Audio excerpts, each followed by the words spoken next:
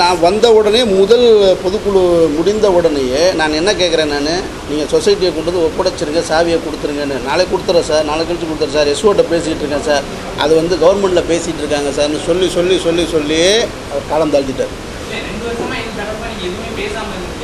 2 வருஷம் ஒரு வருஷம் தான் ஆகுது. முதல்ல 2 வருஷம் 1 இயர் கூட ஆகலைன்னா 1 இயர் கூட ஆகலை. பேசாமல் இல்லை, பேசிக்கிட்டு தான் இருந்தோம். கடித போக்குவரத்து நடந்திருக்கு. எங்களுக்கும் அவருக்கு நாங்கள் கடிதம் அனுப்பிச்சிருக்கோம். சொசைட்டியை வந்து நீங்கள் கலைச்சிட்டதா சொல்கிறீங்க, அந்த டாக்குமெண்ட்ஸு ஏற்கனவே உறுப்பினர்கள் பணம் கட்டியிருந்தாங்களே அதுக்கான ரிசிப்ட் என்ன, அந்த பணத்துக்கான என்ன வரவு செலவு கணக்கு என்ன தருவதாக சொல்லியிருந்தார். இப்போ கடைசியில் சொசைட்டியை திரும்ப அவங்க கைக்கு போயிருக்கு. என்னை பொறுத்த மட்டும் நான் சொல்கிறது, அந்த சொசைட்டியை திருப்பி எங்களுக்கு வேணுன்றதெல்லாம் இல்லை. எதுக்காக இந்த சொசைட்டியை இப்படி ஒரு முறையற்ற தேர்தலில் நடத்தப்பட்டதாக கைப்பற்றினாங்கன்றது முதல் கேள்வி. ரெண்டாவது, ஒருவேளை இந்த சொசைட்டியை கைப்பற்றி அவர் எல்லாத்துக்கும் வீடு வாங்கி கொடுக்க போகிறாராம்.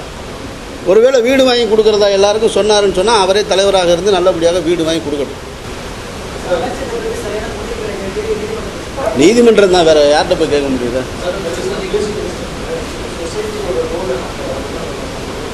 சொசைட்டியோட ரோல் சார், சொசைட்டி அப்படின்னு ஃபார்ம் பண்ணால் தான் நமக்கு கவர்மெண்ட்டில் லோன் கிடைக்கும், பில்டிங் கட்டுறதுக்கான லோன் கிடைக்கும். அதுக்காக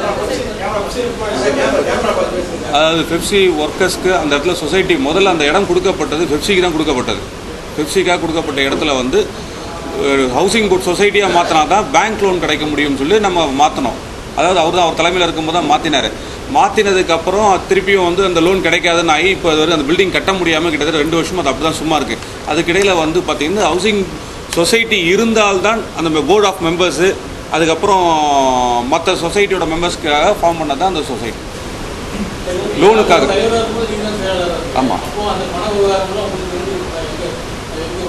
சார், நாங்கள் செயலாளர் வந்து பெப்சியில் செயலாளர் இருக்கேன். அந்த போர்டுக்கு அவர் மட்டும் தான் தலைவர். நாங்கள் வந்து போர்டு மெம்பர்ஸ் அவனா இருக்கலாம். இங்கே கையெழுத்து போடுறது செய்கிறது எல்லா நிர்வாக பொறுப்பும் அவர்கிட்ட மட்டும் தான் ஒப்படைக்கப்பட்டது. எங்களுக்கு எந்த விதமான தகவலும் தரப்படவில்லை. இல்லை, 1 வருஷம் அது இருக்கும்போது செயல்பட்டு இருந்து பணத்தை வாங்கி பில்டிங் கட்டுற வேலைலாம் நடந்துட்டு இருந்துச்சு. அதுக்கப்புறம் 1 வருஷம் தான் செயல்பாடு நின்றுச்சு. அவர் ராஜினாமா பண்ணிட்டு போனதுக்கப்புறம் தான் செயல்பாடு நின்றுச்சு. அது கடித போக்குவரத்தில் நாங்கள் கேட்டுட்ருக்கோம், பதிலை கேட்டுட்ருக்கோம். இது வரைக்கும் பதில் கிடைக்கல. தலைவராக தேர்ந்தெடுக்க உங்களுக்கு நல்லா தெரிஞ்சுக்கோங்க, 1.5 வருஷம் பேச்சுவார்த்தையில் நம்ம உட்காந்துருந்தோம். எங்களோட பெப்சியோட வாழ்வாதாரம் என்னென்னா, பெப்சியே இருக்கா இல்லையான்ற நிலையில் தான் நாங்கள் வாழ்வாதாரத்தில் இருக்கும்போது சொசைட்டி மேட்டரில் வந்து அடுத்த கட்டமாக தான் சொசைட்டி இருந்து. ஏன்னா அந்த பேச்சுவார்த்தையில் சம்பளத்தை வாங்கி தர வேண்டிய பொறுப்பே அவர்கிட்ட தான் இருந்துச்சு. அதுவே இல்லாமல் தான் அவர் கிளம்பி போனார், ராஜினாமா பண்ணிட்டு. அது பொறுப்பை எடுத்து அதை தான் நாங்கள் மெயினாக முடிக்க வேண்டியதாக இருந்ததை தவிர அப்போ நாங்கள் யாரும் இந்த விஷயத்தில் பற்றி நாங்கள் கேட்குறதா இல்லை.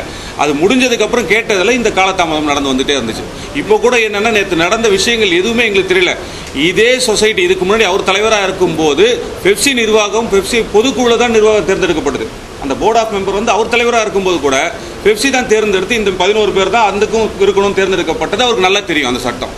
அதனால் இந்த வாட்டி இப்படி பண்ணும்போது நிச்சயமாக அவர் இருக்கணும்னா கூட பெப்சியில் வந்து கேட்டிருக்கணும். பெப்சி நிர்வாகத்தோட நானும் இதில் இருக்கிறேன், நானும் ஒத்துழைக்கிறேன்னு கேட்டிருந்தா நிச்சயமாக தலைவர் பரிசீலனை பண்ணியிருக்கலாம், நிச்சயமாக தான் அதுக்கு அவர் முடிவு பண்ணியிருக்கலாம். அதெல்லாம் இல்லாமல் நாங்கள் போடுறவங்களெல்லாம் நிராகரிக்கப்படுறாங்க. அந்த அதிகாரி எதுக்கு நிராகரிக்கிறான்னு தெரிலன்றாங்க. ஸோ இந்த மாதிரி குறைபாடு தான் எங்களுக்கு சந்தேகத்தை வர வைக்குதுன்னு நாங்கள் சொல்ல வரோம். இல்லைன்னா நிச்சயமாக நாங்கள் நாளன்னைக்கு கூட அவரை கூப்பிட்டு இந்த தேர்தல் நடந்திருந்து நீங்கள் கேட்குறதுக்கெல்லாம் ஒத்துக்கலாம், தேர்தல் அப்படியே நடந்திருந்து பெப்சி தலைவராகி எங்கள் போர்டு மெம்பர் இருந்தால் அவரை கூப்பிட்டு இது எல்லாத்தையும் வாங்கி அடுத்த கட்ட நடவடிக்கையாக என்னென்ன பண்ணலாம், பில்டிங் கட்ட முடியுமா, லோன் வாங்க முடியுமான்ற அந்த முயற்சியில் தான் நாங்கள் ஈடுபட்டிருப்போம். இது திடீர்னு பறிக்கப்படும் போது இப்போ எங்களுக்கு அதிகமான சந்தேகம் வருதுன்றது எங்களோட. அதுதான் முதல் காரணமே.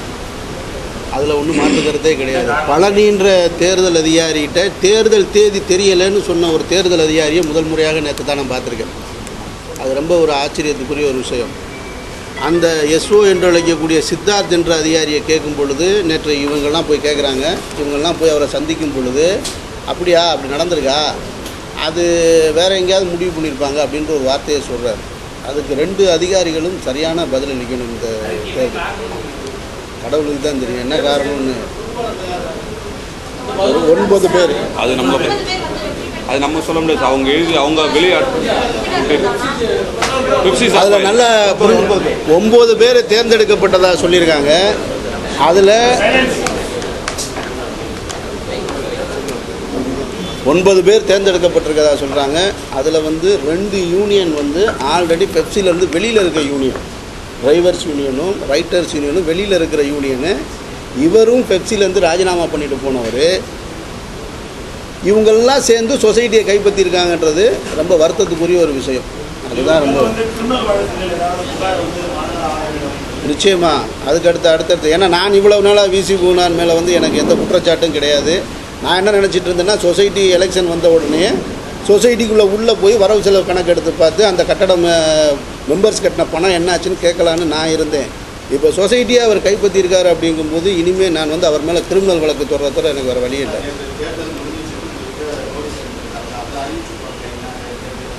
அதான் 9 பேர் 9 பேர் ஃபோட்டோ எடுத்துகிட்டு வந்தீங்களே, இல்லை அது ஒட்டிட்டு போயிருக்காங்க. அறிவிக்கவும் இல்லை, ஒட்டிட்டு போயிட்டாங்க. பெப்சி அதான் நாங்கள் கேட்டோம். 9 பேர் தேர்ந்தெடுத்துட்டான்னு சொல்லியிருக்காங்க. ஒரு நிமிஷம் படி, அதை படிக்க சொல்லுங்கள்.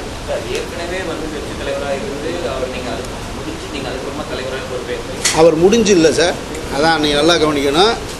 அவர் இரவோடு இரவாக ஆட்சி மாற்றத்துக்கு பின்னால் ராஜினாமா பண்ணின ஒரு தலைவர். அவர் ராஜினாமா பண்ணிட்டாரு. நீங்கள் முழு பொறுப்பேற்றீங்க. அதுக்கப்புறமா இருக்கக்கூடிய தொழிலாளர்களுக்கான ஒரு கூட்டுறவு சங்க தேர்தல் உங்களுடைய பார்வையில் இல்லாமல் நடத்த முடியாது. நீங்கள் வந்து இருக்கணும் உங்கள் சங்கத்தில் இருந்தாலும். அதை தாண்டி அவங்க இந்த மாதிரி ஒரு விஷயத்தை நடத்தி இருக்காங்க பொழுது உங்களுடைய அதிகாரத்தின் அடிப்படையில் அடுத்த கட்டமாக இந்த விஷயத்தை என்ன பண்ண முடியும்? உங்களை இல்லாமல் ஒரு நான் 2 விஷயந்தான் நான் முறையாக இன்றைக்கு வந்து அதிகாரியை, உளவுத்துறை அதிகாரியை சந்திக்கிறதாக இருக்கேன். மந்திரியை சந்திக்கிறதாக மனு கொடுத்துருக்கேன். ஆல்ரெடி டெலகிராம் கொடுத்தாச்சு இந்த மாதிரி நடந்திருக்குன்னு சொல்லிட்டு. இதற்கு அப்புறமா முதல்வரை சந்திக்க முடியும்னா சந்தித்து முறையிட்டு என்ன நடந்ததுன்னு சொல்ல போகிறோம். அப்படி இல்லைன்னா நிச்சயமாக வழக்கு தொடுக்கணும், கிரிமினல் வழக்கும் நிச்சயமாக தொடப்படும். அதில் வந்து எந்த மாற்று கருத்தும் கிடையாது. அதுதான் சார், இதை நீங்கள் கொஞ்சம் தெளிவாக சொல்லுங்கள். இந்த மாதிரி ஒரு விஷயம் நடந்திருக்கு, அவர் ராஜினாமா பண்ணதுக்கப்புறமா நான் தலைவர் எடுத்துக்கணும், எனக்கு தெரியாமல் இந்த 9 பேரோட விஷயங்களை நிச்சயம் அதான் சார், எங்களுக்கு தெரியாமல் அந்த 9 பேருக்கு செல்லாது. அதுக்கான நடவடிக்கைகள் என்ன பண்ண போகிறது போர்வை அப்படின்னு என்ன முறை கண்டிப்பாக அதிகாரி மேலேயும் சேர்த்து தானே தொடுக்க முடியும். அவங்களும் தானே உடந்தையாக இருந்திருக்காங்க. பெப்சியின் தலைவராக இருந்த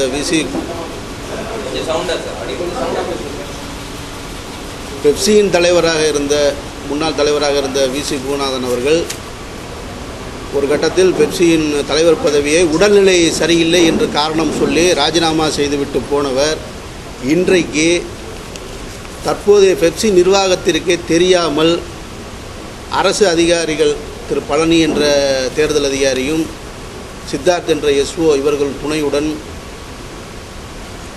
நடக்கவிருந்த சொசைட்டி தேர்தலில் நடைபெற்றதாக அறிவிக்கப்பட்டு அவர்களாகவே அதில் வெற்றி பெற்றதாகவும் நேற்றைக்கு வந்து பெப்சியில் ஒரு நோட்டீஸ் ஒட்டப்பட்டிருக்கிறது. கூட்டுறவு வீட்டு வசதி சங்கத்திற்கு அவர்கள் எல்லாம் தேர்ந்தெடுக்கப்பட்டதாக. நேற்று மாலை வரை பழனி என்ற அதிகாரியை தொடர்பு கொண்டு கேட்டபோது தேர்தல் தேதியே எனக்கு என்றைக்கு என்று தெரியவில்லை என்று சொன்னவர் இரவோடு இரவாக வெற்றி பெற்றதாக அறிவிக்கப்பட்டிருக்கிறது என்பதை பார்க்கும் பொழுது இதில் விசி பூநாதன் அவர்கள் அதிக அளவில் பண மோசடி செய்திருப்பது உறுதியாக இருக்கிறது. அதற்காகத்தான் இந்த சொசைட்டியை கைப்பற்றி இருக்கிறார் அப்படின்றத நான் நினைக்கிறேன். நான் அப்படி இல்லை என்றால் அவர் அது இல்லை என்று நிரூபிக்க வேண்டும். இதை தொடர்ந்து எங்களது உறுப்பினர்கள் கிட்டத்தட்ட 2500 உறுப்பினர்கள் பெப்சியில் பணம் கட்டியிருக்கிறார்கள். அவர்களுக்கான அந்த பணத்திற்கு என்ன என்று இந்த நாள் வரை அவருக்கு வந்து எந்த தகவலும் சொல்லலை. இப்படி முறையற்ற தேர்தல் நடந்து சொசைட்டியை கைப்பற்றியிருக்க காரணத்தினால் அவர் மீதும் அவருக்கு உடந்தையாக இருந்த அதிகாரிகள் மீதும் நிச்சயமாக வழக்கு தொடர்வோம். பெப்சி கூட்டுறவு சங்கத்துடைய மொத்தமான அசட்ஸ் எவ்வளோ அதுக்கான பணம் இருக்கு இல்லைங்களா? கூட்டுறவு சங்கத்துடைய தொழிலாளர் கட்டின பணங்கள் எவ்வளோ கோடியில் இருக்கும், அது எந்த மாதிரியான நிர்வாகத்தில் பெப்சி பணம் 1,75 லட்சம். பெப்சியோடைய பணம் வந்து 1,75 லட்சம் ரூபா இதில் வந்து முறைகேடு நடந்திருக்கு. அதுக்கு இப்போ வரைக்கும் கணக்கே கிடையாது. அவர் யாருடைய அனுமதியும் இல்லாமல் அவராகவே அந்த 1,75 லட்சம் ரூபாய் ஆல்ரெடி எடுத்திருக்கார் பெப்சியிலிருந்து. அதுதான் ரொம்ப முக்கியமான ஒரு விஷயம். அது இப்போ வரைக்கும் அதற்கு இது முந்தைய பொதுக்குழுவிலலாம் கேட்கும் பொழுது எங்கிட்ட சொத்து இருக்குது, நானே விற்று நான் தந்துடுவேன், அந்த பணத்தை நான் எப்போ கேட்டாலும் கொடுத்துருவேன்னு சொன்னவர் இப்போ சொசைட்டியை கைப்பற்றினதுன்னு தான் மேற்கொண்டு இப்போ சந்தேகம் வருது. நான் அவர் மேலே எனக்கு இதுக்கு முன்னால் எந்த சந்தேகமும் கிடையாது எனக்கு. ஏன்னா அவர் ஆல்ரெடி ஒரு ரெப்புடேஷன் உள்ள ஒரு டைரக்டர், ப்ரொடியூசரு. அதனால் அவர் ஒருவேளை பணம் செலவழிச்சிருந்தா கூட கொடுத்துருவாருன்ற நம்பிக்கையில் தான் நான் இருந்தேன். ஆனால் இப்போ பெப்சிக்கே தெரியாமல் அந்த சொசைட்டியை எங்கிட்ட சாவி கொடுக்குறேன்னு சொன்னவர், சொசைட்டியை கலைச்சிட்டேன்னு சொன்னவர் இப்பொழுது அந்த சொசைட்டியை கைப்பற்றி இருக்கிறது தான் ரொம்ப சந்தேகமாக இருக்குது. அதனால் கிரிமினல் வழக்கு தவிர எனக்கு வேறு வழியே கிடையாது.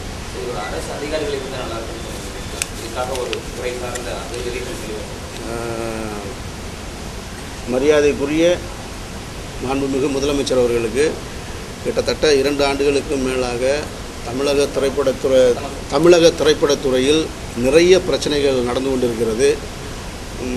தயாரிப்பாளர் சங்கமாக இருக்கட்டும் அல்லது பெப்சியிலாக இருக்கட்டும், இது கருத்து வேறுபாடு, மோதல்கள், ஊதிய உயர்வு என்று தொடர்ந்து நான் நீண்ட காலமாக ஒரு கோரிக்கை வைத்து கொண்டிருக்கிறேன். திரைப்படத்துறைக்கு ஒரு ஐஏஎஸ் ஆஃபீஸர் வேணும். ஒரு ஐஏஎஸ் ஆஃபீஸருடைய கீழ்தான் இந்த திரைப்படத்துறை இயங்க வேண்டும். அப்படி இயங்கினால்தான் இது போன்ற முறைகேடுகள் சரி செய்யப்படும். இன்றைக்கு தமிழ் சினிமா என்பது கொஞ்சம் வளர்ச்சி அடைந்திருக்கிறது, மிகவும் அதிகமாக வளர்ச்சி அடைந்திருக்கிறது. ஆனால் உள்ளுக்குள்ளே பார்த்தீங்கன்னாக்க நிறைய சிறு சிறு பூசல்களால் பிளவுபட்டு போய் கிடக்கு, சரியான வியாபார தளம் இல்லாமல் திணறி கொண்டிருக்கிறது. அதனால் இது எல்லாத்தையுமே ஆர்கனைஸ் பண்ணணும், ஒழுங்குபடுத்தணும் அப்படின்னு சொன்னால் ஒரு ஐஏஎஸ் அதிகாரி கண்டிப்பாக தேவை. இதை நான் பல முறை சொல்லியிருக்கேன். இப்பொழுது இந்த தருணத்திலையும் மீண்டும் இதை நான் வலியுறுத்துகிறேன். ஒரு ஐஏஎஸ் அதிகாரியின் கீழே திரைப்படத்துறை இயங்கினா சரியாக இருக்கும் என்பது என்னுடைய கருத்து.